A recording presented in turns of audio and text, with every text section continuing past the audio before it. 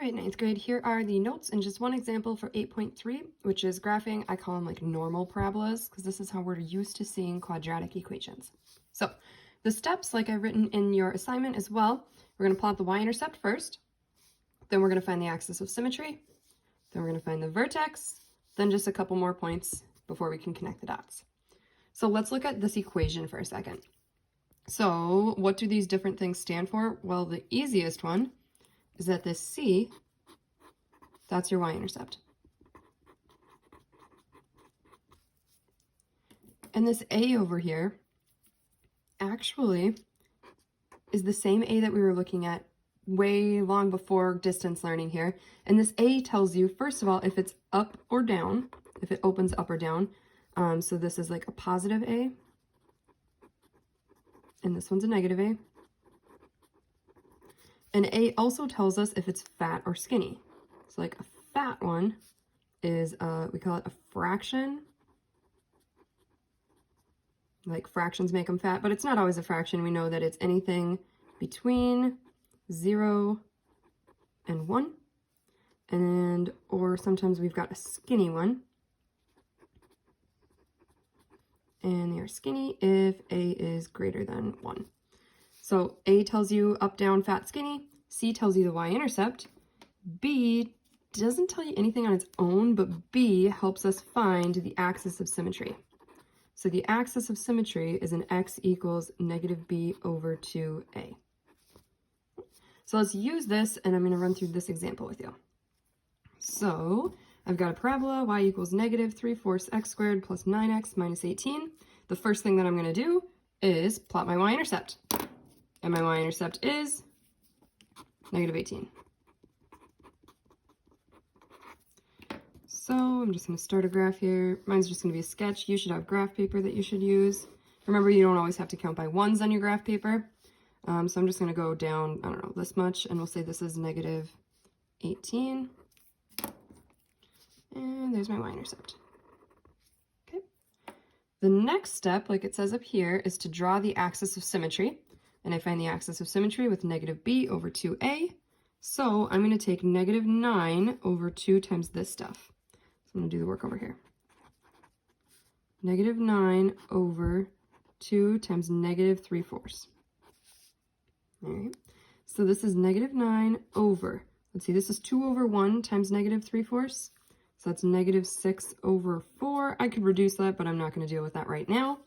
I'm going to remind myself this is negative 9 over 1.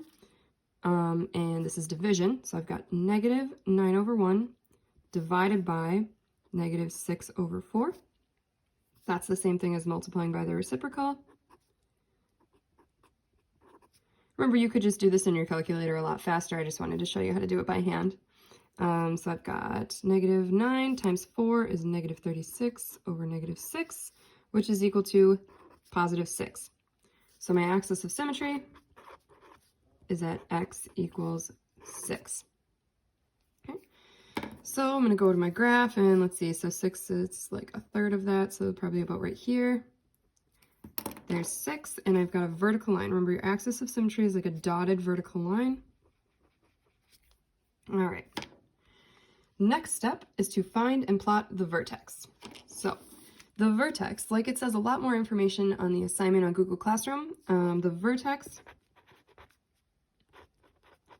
has an x-coordinate, that's your axis of symmetry. So the vertex is somewhere along here. So it's 6 something. If you know the x-coordinate, to find the y-coordinate, you just have to plug this into your equation. So I'm going to do that one on the calculator just to save a little bit of time here. Maybe not. I guess I'm doing it by hand. So I've got negative 3/4 times 6 squared, so that's the 36. Remember, do your exponent before your multiplication. Then I'm going to add 9 times 6 and subtract 18.